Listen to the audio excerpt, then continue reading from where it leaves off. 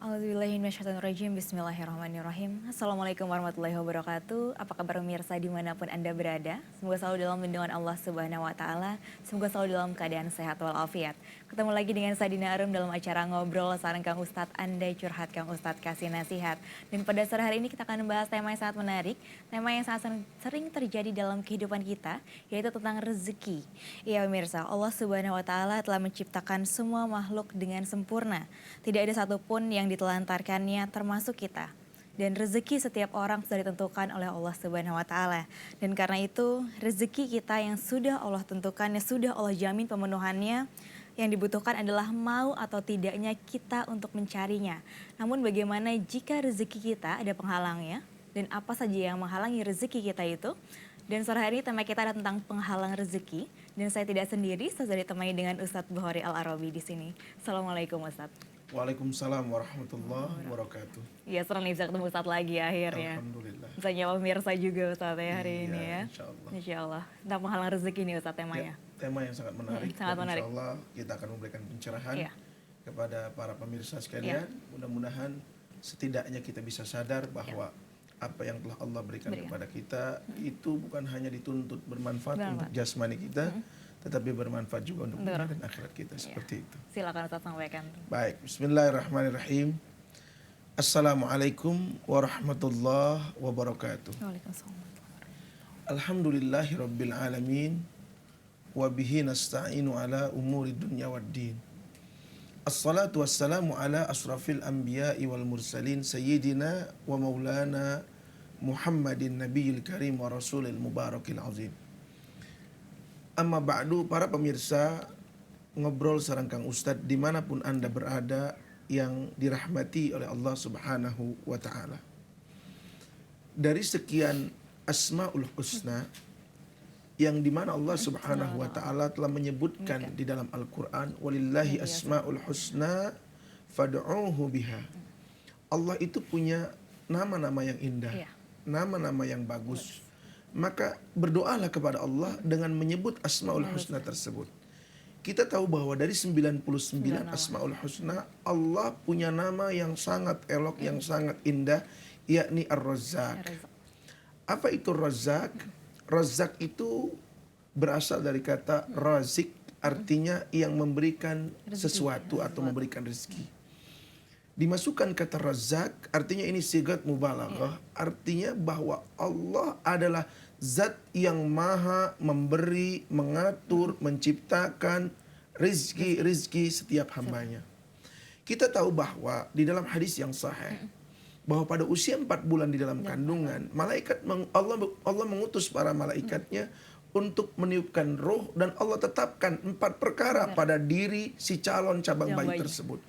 Salah satunya warizku, yakni tentang rizkinya. Artinya bahwa setiap manusia, setiap makhluk itu rizkinya sudah diatur oleh Allah Subhanahu wa Ta'ala. Wa ma min dabatin fil ar illa 'alallahi rizquha.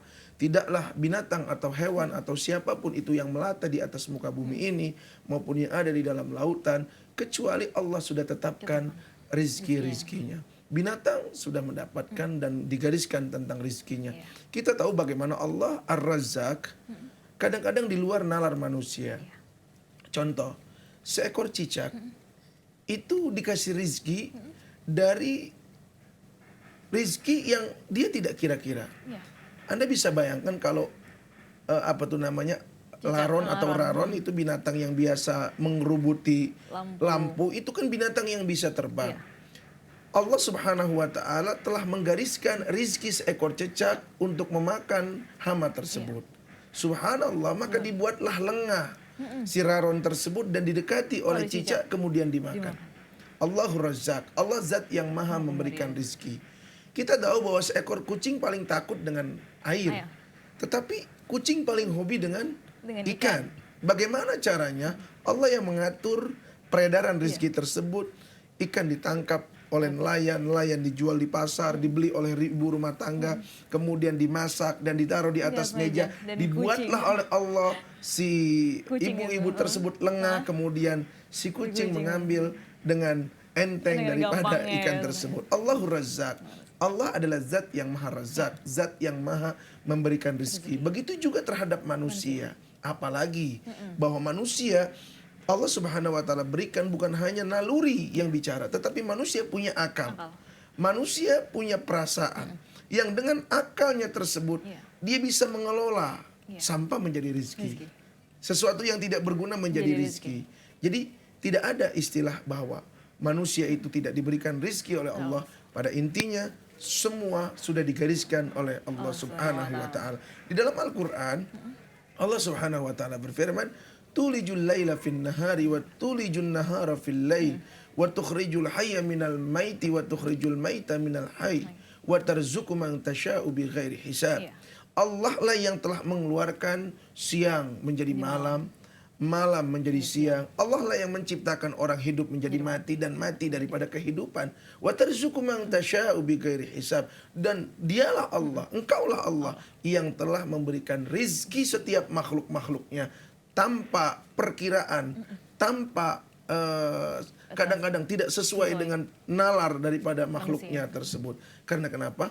Allah lah yang mengatur semuanya. Jadi pemirsa, ngobrol sareng Kang Ustadz dimanapun Anda berada, yang akan kita bicarakan ini mungkin lebih daripada bahwa ketika rizki itu dituntut oleh Allah bukan hanya berguna dalam kehidupan duniawi kita, tetapi rizki itu juga berguna untuk kehidupan ukhrawi kita. Kita tahu bahwa tidak sedikit orang yang punya, tapi kepunyaan itu hanya sebatas genggaman duniawi saja. Artinya bahwa ketika kepunyaannya itu tidak mampu menjembatani dirinya untuk mendapatkan keselamatan di hari kiamat atau di akhirat, toh itu semua hanya akan menjadi fitnah, toh itu semua akan menjadi beban, toh itu semua akan merepotkan. Karena setiap apa yang dipunya oleh manusia yang berakal, yang balik, dia akan dihisab oleh Allah Subhanahu wa taala.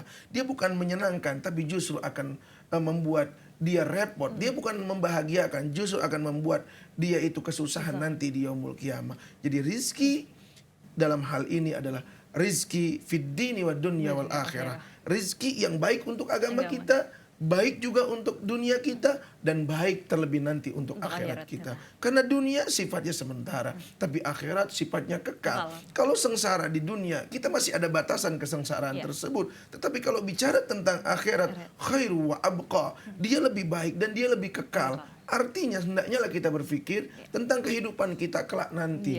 Apakah rizki yang Allah berikan ini benar-benar rizki yang Allah ridhoi, yang kemudian dengan rizki itu kita bisa menggapai daripada kasih sayang Allah, daripada keriduan Allah, daripada rahmatnya Allah, daripada hidayahnya Allah. Karena sesuatu yang tidak Allah ridhoi, justru itu akan menjadi bumerang buat kita. Itu akan menjadi petaka buat kita.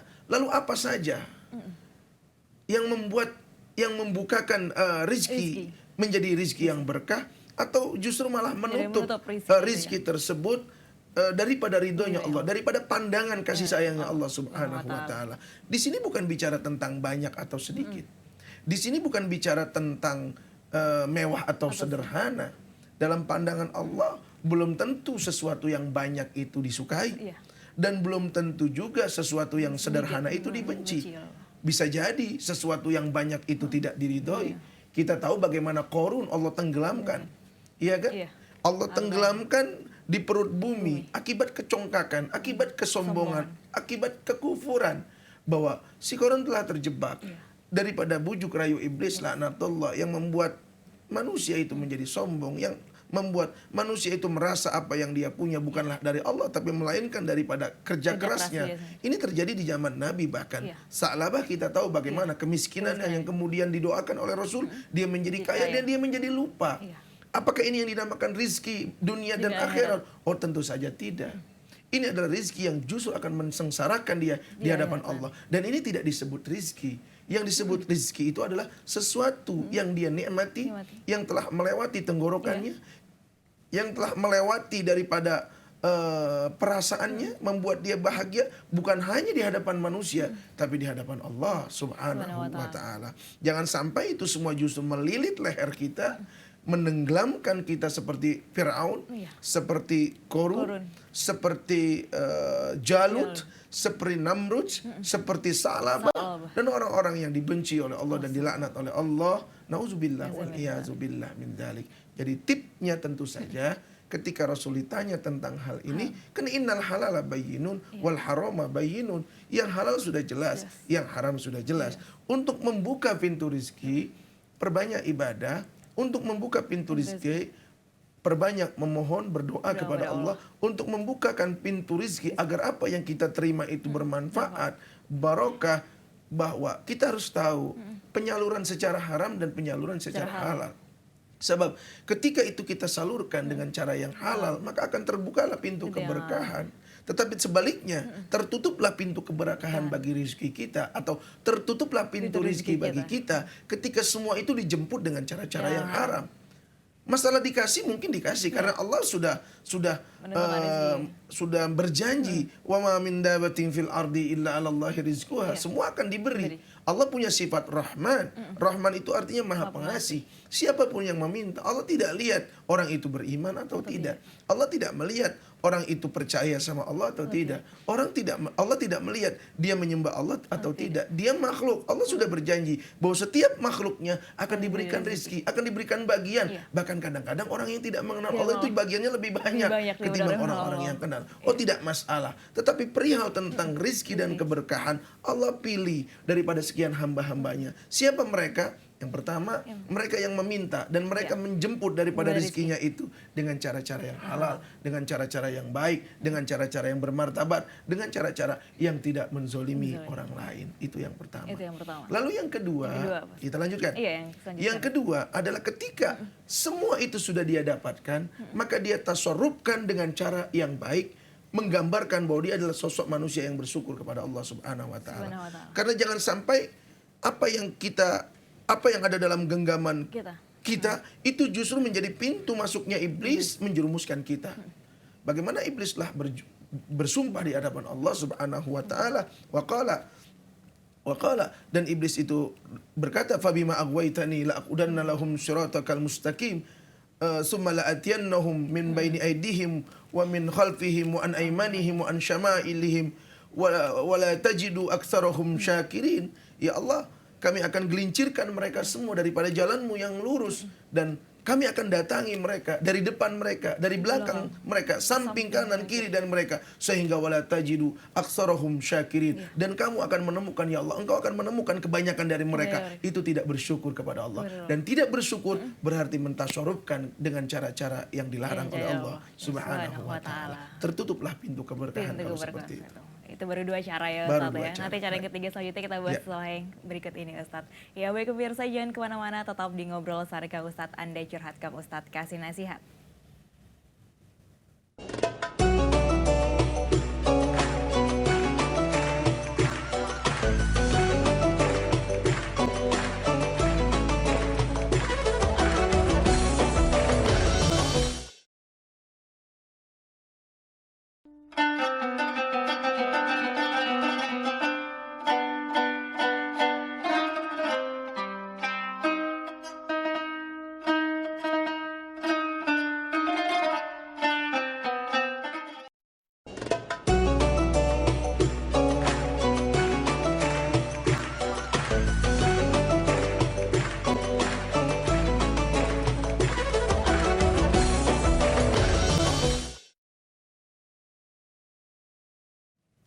Ya baik pemirsa, kembali lagi di acara kesayangan kita Ngobrol Sore Kang Ustadz. Anda curhat Kang Ustadz, kasih nasihat. Ya, dan untuk tema sore hari ini adalah tentang penghalang rezeki, dan masih bersama dengan Ustadz Bukhari Al-Arawi di sini. Ya Ustadz, tadi dua yang menghalangi rezeki ya Ustadz ya. Yang ketiga sekarang bahwa yang disebut rizki yang berkah, yang akan menuntun kita kepada kehadirat Allah, keriduan Allah, adalah rizki yang tidak dengan dasar menzolimi orang lain. Kita tahu bahwa orang sekarang banyak yang lupa ketika apa sesuap nasi yang dia dapat dengan cara menzolimi orang lain, berarti dia telah merampas hak-hak adami, hak-hak orang lain yang dijamin oleh Allah 100%. Tanpa ridho mereka mustahil. Satu rupiah pun itu akan menghalangi dirinya masuk ke dalam surganya Allah Subhanahu wa taala. Siapapun mereka, apapun agama mereka, karena semua kitab suci mengajarkan hal ini. Dari zaman Taurat, Injil, Zabur dan semuanya, bahwa Hak Allah dan hak adami itu menentukan keselamatan seseorang. Jangan orang merasa bahwa ketika apa yang dia ambil, apa yang dia rampas, apa yang dia korup daripada uang orang lain, daripada hak orang lain, ini Allah lupa, Allah lengah. Tidak. Ingat, nanti akan diminta semuanya pertanggungjawaban di hadapan Allah. Jangan Anda berpikir bahwa ketika Anda korupsi 100 miliar misalnya, 50 miliar Anda bangunkan masjid, atau Anda bangunkan pandi sosial, atau Anda sumbangkan kepada orang lain yang nilainya ibadah di hadapan Allah, itu semua menjadi haba'an mansura. Tidak ada nilainya di hadapan Allah. Karena hasil uangnya juga dari Ya, karena wa ta'atu mimman harama yaqulu mislul bina'i fawqa mawji yuj'alu. Sesuatu yang dihasilkan dari barang yang haram, jangan bicara tentang keberkahan. Pahalanya aja nggak dinilai oleh Allah Subhanahu wa taala. Karena diibaratkan dia membangun sebuah bangunan di atas ombak lautan. Itu hanya hayalan. Artinya bahwa inilah yang harus kita kedepankan untuk kita semua anak bangsa ini, ya kan, bahwa korupsi atau menzolimi orang lain dalam hal mencari rizki itu menjadi hal yang lumrah. Itu sudah menjadi hal yang biasa. Jadi mereka sudah bukan berpikir lagi bagaimana saya membenahi diri saya untuk stop korupsi, stop menzolimi orang lain, stop mengambil hak orang lain, tapi justru dia bicara tentang bagaimana caranya bahwa saya tidak terdeteksi oleh KPK, oleh Polri dan lain sebagainya. Kalau sudah caranya seperti ini, berarti orang ini sudah tidak mampu menghadirkan bahwa dirinya sedang diawasi oleh Tuhan. Kalau sudah seperti ini, jangan bicara tentang keberkahan, bahwa pahala dari apa yang telah dia lakukan itu haba'an mansura. Jangan bicara tentang keberkahan, bahwa apa yang telah Allah berikan kepada mereka itu merupakan istidraj, pemberian yang diiringi dengan kebencian. Pemberian yang diiringi dengan kebencian sudah barang tentu tidak akan berbuah manis. Bukan nanti di hadapan Allah saja, di hadapan manusia. Kita tahu bagaimana efek sosialnya, hukumannya. Dia akan dicap bukan hanya dirinya loh, tapi keluarganya. Seorang pencuri bukan hanya dirinya yang dianggap pencuri, tetapi istrinya akan disebut istri pencuri, anaknya akan disebut anak pencuri, mertuanya akan disebut mertua pencuri, padahal yang mencuri satu orang. Ini adalah sanksi sosial. Dan ini harus kita pikirkan dengan matang-matang bahwa ini baru kita dipermalukan di hadapan manusia. Bagaimana nanti dipermalukan di hadapan Allah? Wujuhu yawma idin khasi'ah, amilatun nasibah, tasla naran hamiyah, tusqa min ainin aniyah, laisa lahum ta'amun illa min dari, la yusminu wa la yughni min juhai. Kalian yang suka menzalimi orang lain, kalian yang suka mengambil rizki dengan cara yang tidak halal, kalian korup, kalian rampok, kalian pencuri, ketahuilah kalian nanti berhadapan di depan persidangannya Allah khasyiah, dalam keadaan malu, tertunduk, lesu. Karena kenapa? Tasla naron hamiyah. Dari apa yang telah kalian perbuat di dunia, itu berbuah api neraka yang sangat panas. Dan saat itu kalian akan diberikan makanan sebagaimana rakusnya kalian waktu di dunia. Mana? Dengan makanan yang la yusminu wa la yughni min ju', yang dimana kalian akan meminum minuman yang sangat panas dan beracun, dan kalian tidak akan pernah rasa haus tidak akan pernah hilang dari tenggorokan kalian. Nauzubillah wal iyazubillah min dzalik. Jadi rizki yang kita cari adalah rizki yang diberkahi. Kita tahu bagaimana ketika seseorang memiliki makanan di meja, maka itu sebenarnya semua belum tentu jadi rizkinya. Tapi ketika dia masuk ke dalam mulut melewati kerongkongannya, ya, itulah baru rizkinya. Apa yang harus kita baca ketika kita ingin memasukkan tersebut ke dalam anggota tubuh kita, ke dalam lambung kita. Kita bukan hanya membaca Bismillahirrahmanirrahim dengan menyebut nama Allah. Karena rizki ini dihasilkan dari pemberian Allah. Rizki ini kita harapkan mendatangkan kecintaan oleh Allah. Kita sebutkan Allahumma barik lana. Yang pernah kita minta keberkahan, yang pertama kita minta adalah keberkahan daripada rizki tersebut. Sebab dengan keberkahan, insya Allah kita akan selamat dunia dan akhirat. Seperti itu. Luar biasa ya Ustaz ya, mengenai rizki. Sangat luas lagi bicara tentang rizki. Tentang rezaknya Allah, tentang maha pemberi rizkinya Allah.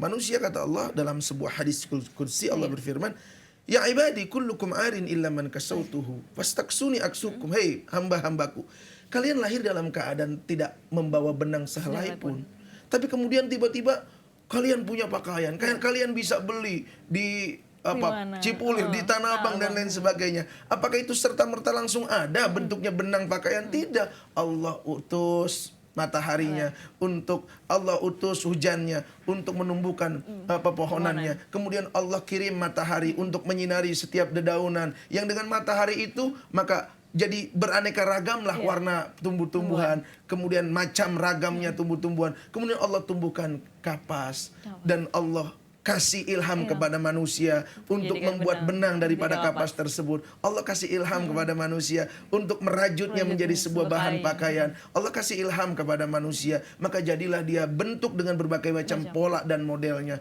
Kemudian satu sisi ada yang lebih mahal lagi. Allah ilhamkan kepada si ulat sutra untuk memakan khusus dahan-dahan tertentu. Dan apa yang dihasilkan daripada perutnya tersebut, subhanallah, benang yang begitu mahal yang Allah ilhamkan juga kepada manusia untuk merajutnya. Jadilah dia benang sutra. Kullukum arin illa man kasautuhu.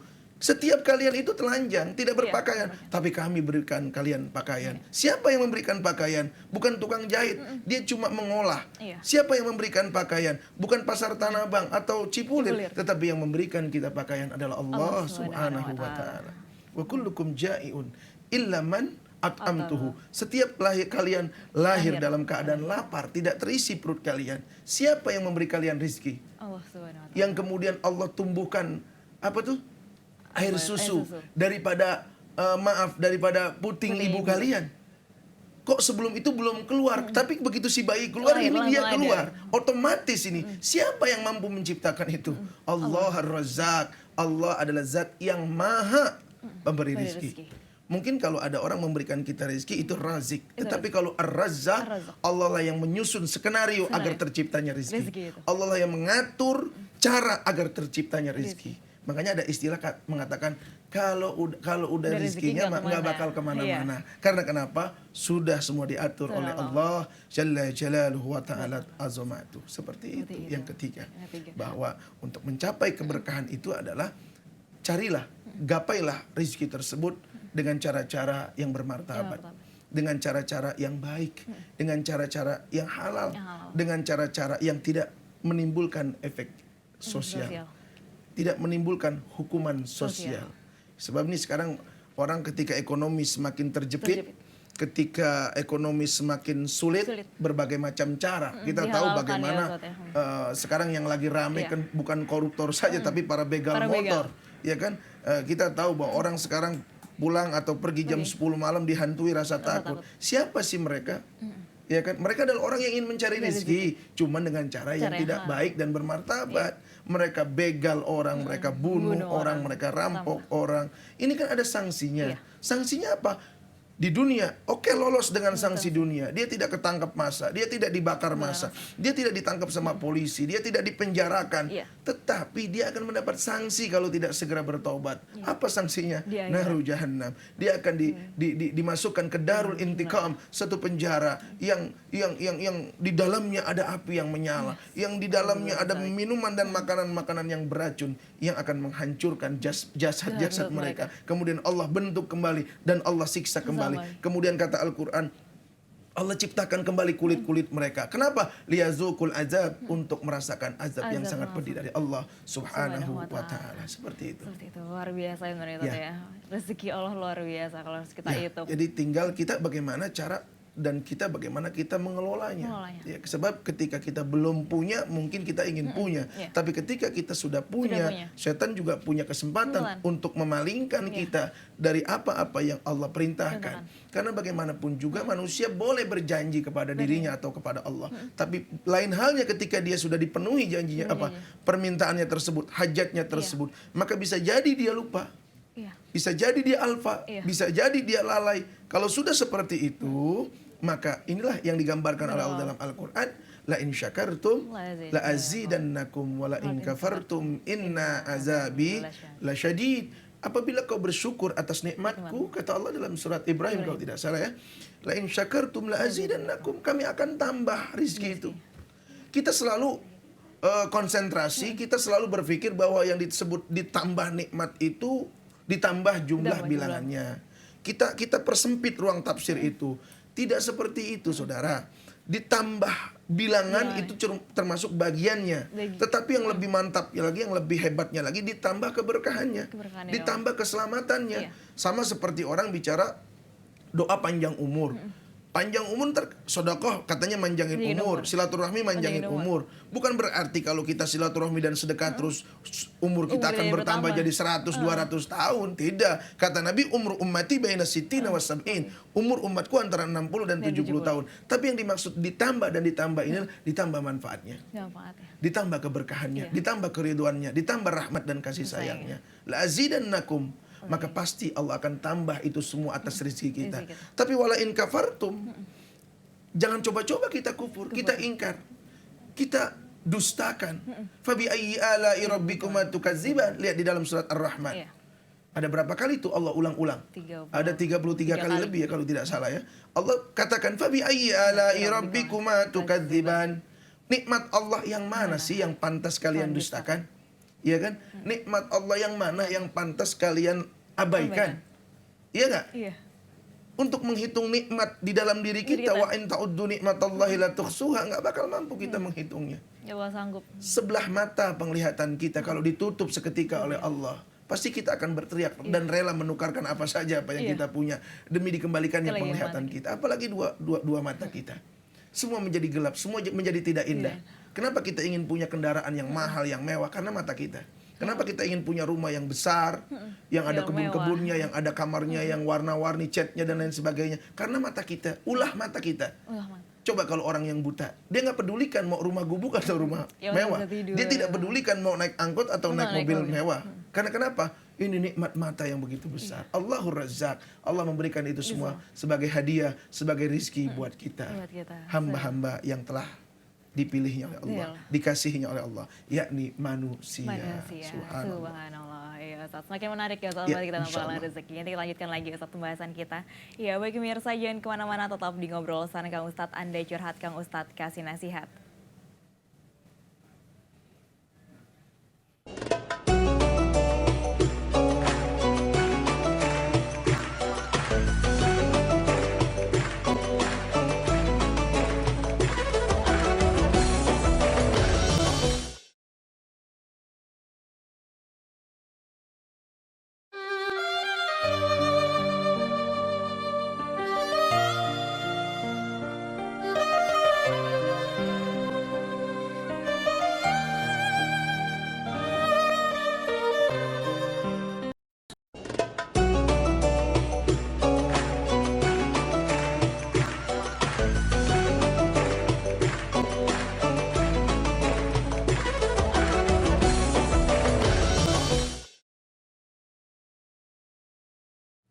Ya, baik pemirsa, kembali lagi di Ngobrol Sana Kang Ustadz. Anda curhat, Kang Ustadz kasih nasihat. Dan untuk pemirsa yang curhat langsung dengan Ustadz, bisa langsung telepon di 0216307303.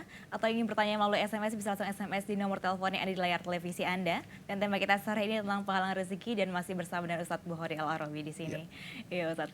Kita akan ulas lagi. Nah, rezeki bahwa yang kita luar dapat biasa ya simpulkan, Ustadz dari Allah. bahwa kita dapat simpulkan bahwa yang disebut menghalang atau penghalang rizki, artinya rizki yang diridhoi, Jadi rizki Allah. yang diberkahi itu adalah ketika rizki itu dicari dengan cara yang tidak sesuai dengan selera Tuhan. Disoal dengan jalan ya. Dengan mungkin ya. jalan, dengan koridor, dengan apa yang telah ditetapkan oleh Allah. Tuhan. Rasul SAW telah bersabda, innal halala bayyinun wal harama bayyinun. Yang halal kan udah jelas, yang haram udah jelas. Jangan pura-pura nggak lihat dong. Pura-pura nggak Jangan tahu, pura-pura gitu. nggak dengar dong. Kita kerjakan, begitu baru kita ingat, Kita seakan ingat, kaget ya. dikasih tahunya. Jadi seperti Iya, itu. ada penelpon masuk. Kita angkat Silakan. dulu Ustadz penelponnya. Ya, halo, Assalamualaikum. Waalaikumsalam. Iya, dan Ibu siapa di mana? Waalaikumsalam. Iya, Dari Bu Nur dari Bogor. Iya, Ibu silakan Ibu pertanyaannya, Ibu. Mau nanya di luar tema ya. Iya, silakan Ibu. Mangga. Silakan. Assalamualaikum Ustaz. Waalaikumsalam, Bu Nur. warahmatullahi wabarakatuh.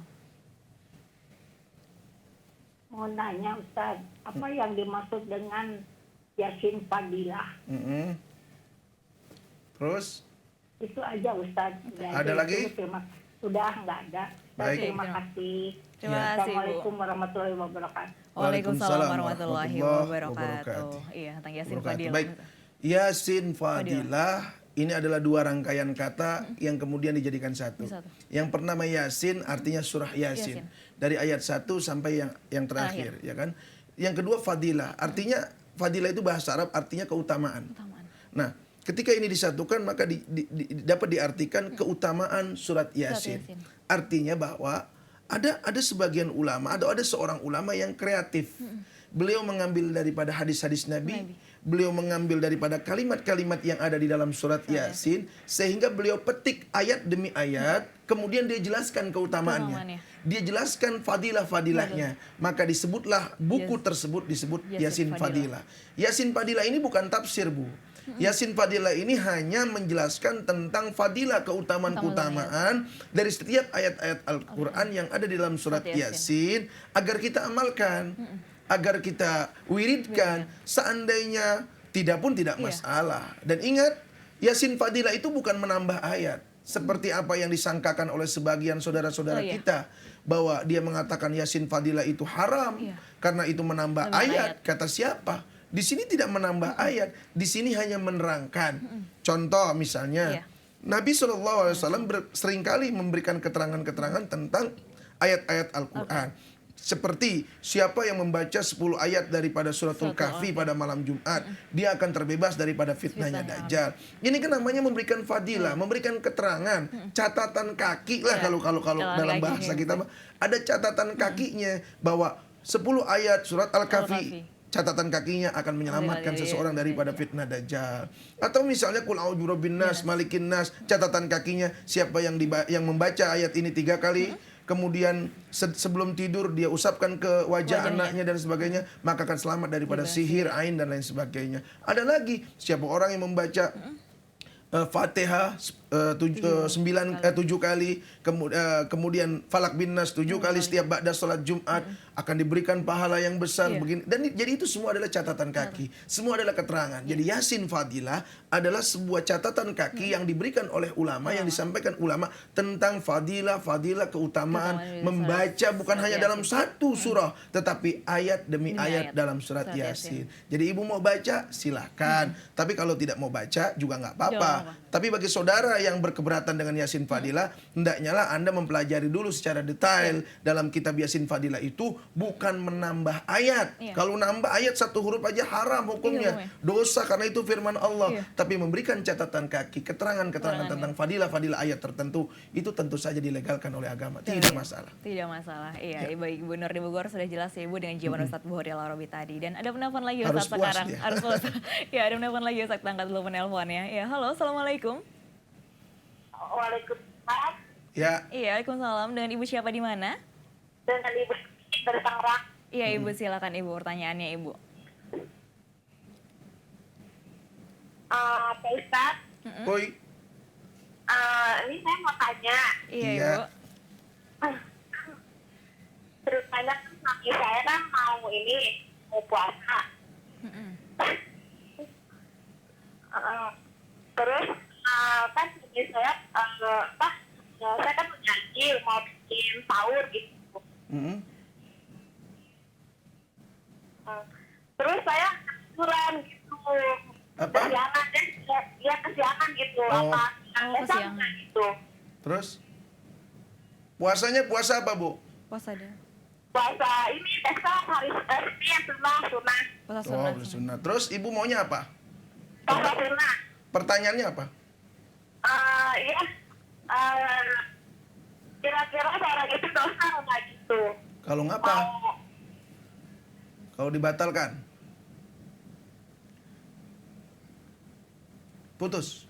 Iya. Baik, Iya, kita udah terputus tangkap ternyata. sedikit, Maaf, kita akan jelaskan secara detail. Tentang puasa. Baik, sunnah. Ibu Evi ya dari Ibu Evi Tangerang, Tangerang. bahwa niat itu merupakan syarat sahnya ibadah. Iya. Innamal a'malu Kullu binniyat wa innamal likulli imri'in ma nawa. Hadisnya sahih riwayat Imam Bukhari Iya. wa Muslim daripada Umar dan jamaah. Niat puasa beda dengan niat yang lain. Iya. Niat puasa itu dilakukan sejak matahari tenggelam pada hari sebelumnya, boleh dia niat. Lalu kemudian kegiatan sahur itu bukan bagian daripada Di rukun puasa itu. Iya. Sahur merupakan sunnah daripada sunnahnya Rasulullah SAW. Orang yang niat puasa wajib, dia tidak boleh membatalkan puasanya cuma gara-gara dia tidak sahur. Iya, sahur. Kalau dia puasa sunnah, jangan dia tidak sahur. Dia sudah sahur aja pagi-pagi misalnya. Dia pengen makan nasi uduk, boleh nggak apa-apa. Dia batalkan puasa sunnahnya. Tapi masa iya kok ibadah gampang amat dibatalinnya. Walaupun itu sunnah, hendaknya lah itu tidak mengurangi ketertarikan kita untuk melaksanakannya. Jadi seperti itu. Jadi ibu tidak berdosa membatalkan niat ibu untuk berpuasa kalau emang itu puasanya puasa sunnah. Tetapi kalau puasanya puasa wajib, menurut madhab Syafi'i, niatnya wajib setiap hari. Karena alasannya li'anna fi kulli yaum ibadatun mustaqillah. Karena setiap hari itu adalah ibadah yang berbeda-beda. Maka butuh niat, tajdidun niat. Setiap malamnya itu diniatkan. Lalu bagaimana dengan sholat sunnah? Dengan puasa sunnah. Dia lupa niat di malam hari. Pagi hari dia ingin puasa. Saat itu keadaannya dia belum makan apapun. Boleh. Ini hadis Rasul SAW pernah bertanya kepada Aisyah selesai sholat subuh. Saat itu Nabi belum makan apa-apa. Rasul tanya, ya Aisyah ada makanan nggak? Kata Aisyah, tidak ada ya Rasulullah, gandum tidak ada, kurma tidak ada. Maka Rasul mengajak Aisyah untuk berpuasa pada hari itu. Itu puasa sunnah. Seperti itu ibu jawabannya. Ya. Seperti itu ibu Evi jawaban dari Ustadz Bukhari. Iya Ustadz, ada pertanyaan lewat SMS lagi Ustadz. Silakan. Ya dari hamba Allah, mau tanya Ustadz, apakah solusi menahan amarah? Cara yang dianjurkan Rasulullah apa saja menahan amarah? Marah itu kan termasuk daripada sifatnya nafsu. Iya. Marah itu kan bagian daripada karakter nafsu. Fa innan nafsal ammaratun bisu. Nafsu itu maunya mengajak kejelekan, marah dan lain sebagainya. Nabi kepada para sahabatnya pernah berwasiat, maukah kalian aku ajarkan satu wasiat yang dimana kalian akan selamat. Apa ya Rasulullah? La taghdab. 3 kali Nabi bilang la taghdab walakal jannah. Janganlah kalian menjadi orang yang pemarah, emosional, maka kalian akan masuk surga. Jadi menahan amarah itu penting. Dan kita tahu bahwa dalam penelitian kedokteran medis sekarang diketahui bahwa ketika seseorang itu melampiaskan amarahnya, maka ada cairan kimia yang keluar dari otaknya yang akan merusak jaringan, berlahan akan merusak jaringan tubuhnya, akan menyebabkan hipertensi, akan menyebabkan diabetes, akan menyebabkan kerusakan ginjal. Apa itu? Beta endorfin akan keluar dari otak kita dan itu akan merusak. Itu disebabkan kalau orang itu sedang marah. Makanya betul kata Nabi, la taghdab, tahan marah, maka kamu akan masuk surga. Masuk surga selamat di dunia, ibadah enak, tenang, tidak suuzon kepada orang. Jadi bagaimana cara menahannya? Ya lawan hawa nafsunya. Kita ini manusia bukan binatang yang kalau diganggu sedikit dia langsung mencakar. Karena binatang cuma punya naluri bertahan, naluri memperebutkan, naluri menerkam, naluri membunuh. Itu binatang. Binatang nggak perlu berpikir lagi. Kalau saya perbuat ini, saya akan seperti apa? Yang namanya gue binatang. Manusia dia punya akal, dia tahu sebab akibat. Kalau ini saya lakukan, marah saya bunuh dia, pasti saya akan dipenjara. Anak-anak center siapa yang ngasih makan? Nah itulah kenapa manusia dikasih akal. Kenapa manusia dikasih pikiran agar manusia tadabbur, agar manusia berpikir kembali, agar manusia menggunakan akal sehatnya, baik buruk untuk dirinya. Jadi seperti begitu ya Ustadz. Iya, ada penelpon masuk lagi Ustadz, kita angkat penelponnya dulu. Iya, halo, assalamualaikum.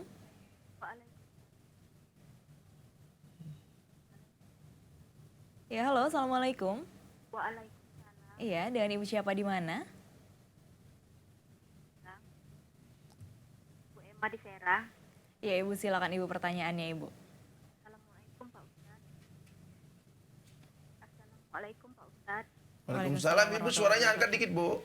Oh iya, ya ini Pak Ustadz, saya mau nanya nih. Selama ini kan yang dibahas itu masalah anak durhaka ke orang tua, gitu ya. Nah, tapi kalau misalkan sebaliknya nih, saya kan istilahnya itu menentang bukan ngelawan karena apa gitu, karena menurut saya juga dikaitkan dengan agama, istilahnya kalau menurut saya tidak sesuai dengan agama saya melawan, tapi kadang saya merasa sakit gitu tuh kalau misalkan orang tua tadi merasa, alah kamu mah istilahnya bisa ya nggak didengerin lah gitu tuh, dilawan lah gitu, dianggap anak yang durhaka gitu kan. Tapi saya yakin karena saya di jalan Allah ini, bukan saya karena ngelawan istilahnya. Kalau nggak saya lawan istilahnya tuh dia nggak bakalan nyadar kesalahan dia itu apa. Pertanyaannya ibu, pertanyaannya dan tuh apa yang harus saya lakukan? Apakah saya udahlah cukup mendoakan aja gitu? Apakah tetap saya harus pelan-pelan saya omongin, Ya. saya Baik, bantah Ibu. lah istilah gitu. Cukup Nah, ya? itu aja Pak Ustadz. Ya. Assalamualaikum. Waalaikumsalam Waalaikumsalam warahmatullahi warahmatullahi wabarakatuh. Iya Ustaz, Bu Erna Ya, di dalam Al-Quran Allah berfirman, wa qada rabbuka alla ta'budu illa iyyahu wa bil walidaini ihsana. Allah telah menetapkan kepada kita untuk tidak boleh menyembah kecuali Iya, kepadanya. Dan yang kedua, Allah telah mewajibkan kepada kita untuk berbuat baik kepada orang tua. Anak durhaka kepada orang tua, dan orang tua juga bukan berarti tidak ada yang durhaka kepada anak. Nah, ini pembahasannya lebar. Tetapi kita masuk ke substansi pertanyaannya, bahwa ketika orang tua itu tidak sejalan dengan apa yang Allah perintahkan. Anak tentu saja dengan berbagai cara ingin menyadarkan orang tuanya tersebut. Karena tidak boleh seorang anak tunduk patuh taat kepada orang tua dalam hal kemunkaran. Dikatakan la ta'ata li makhluk fi ma'siyatil khaliq. Tidak halal bagi seorang makhluk untuk taat kepada seorang makhluk kalau ketaatannya itu justru mengakibatkan dia maksiat kepada Sang Pencipta, yakni Allah Subhanahu wa taala. Tapi kan lagi-lagi bahwa ketika yang kita hadapi ini adalah orang tua, tentu polanya berbeda. Amar ma'ruf yang kita lakukan atau nahi munkar yang kita lakukan terhadap orang tua itu caranya berbeda dengan yang kita lakukan kepada orang lain. Karena wa kullahuma qaulan karima ini menjadi patokan kita. Allah mengajarkan kepada kita, berkatalah kepada mereka dengan kata yang baik, dengan kata yang sopan. Jadi kalau ibu tadi meminta pilihan dua antara diam dan berdoa dengan berusaha sedikit demi sedikit, dia bujuk, diomongin pelan-pelan. Opsi mana yang harus ibu pilih? Opsi yang kedua. Atau mungkin dua-duanya yang bagus, sambil berdoa, sambil berusaha menasihati ibunya, menasihati bapaknya, menasihati orang tuanya. Tapi tentu biasanya itu kan tergantung momen. Jangan orang tua baru pulang dari pasar lagi capek-capek kita omongin, ngamuk dia. Jadi ini kadang-kadang dakwah yang tidak berhasil atau dakwah yang mengalami hambatan ini penyebabnya sebenarnya kita. Ketika kita kurang cermat, kurang jeli melihat keadaan, situasi dan kondisi. Jadi saran saya, ibu terus berdoa dan ibu terus berdakwah. Dakwahi orang tua kita ke jalan yang lurus, ke jalan yang baik. Adapun nanti ketika kita sudah maksimal, mereka belum juga ikut dengan apa yang Allah perintahkan, lasta alaihim bimusaitir. Kita tidak berhak mengatur hidayah seseorang. Kita cuma berhak menyampaikan apa yang diwajibkan oleh Allah Subhanahu wa taala. Jadi lagi-lagi mungkin sentuhannya yang agak salah, mungkin terlalu kasar. Ibu adalah tetap seorang anak, walaupun ibu seorang pendakwa atau siapapun, kita tetap seorang anak yang Allah pesan wa kullahuma qaulan karima. Berucaplah kamu dengan atau bersahabatlah atau bergaulah dengan orang tuamu dengan ucapan yang baik, dengan sikap yang baik yang akan membuat dia tersentuh dan mudah-mudahan masuklah hidayah itu ke dalam sanubarinya seperti itu. Seperti itu ya Ustadz ya. Iya. Ustadz, kita harus istirahat sebentar dulu nih Ustadz, kita lanjutkan lagi. Iya baik pemirsa, jangan kemana-mana, tetap di Ngobrol Sana Kang Ustadz, Anda curhat Kang Ustadz kasih nasihat.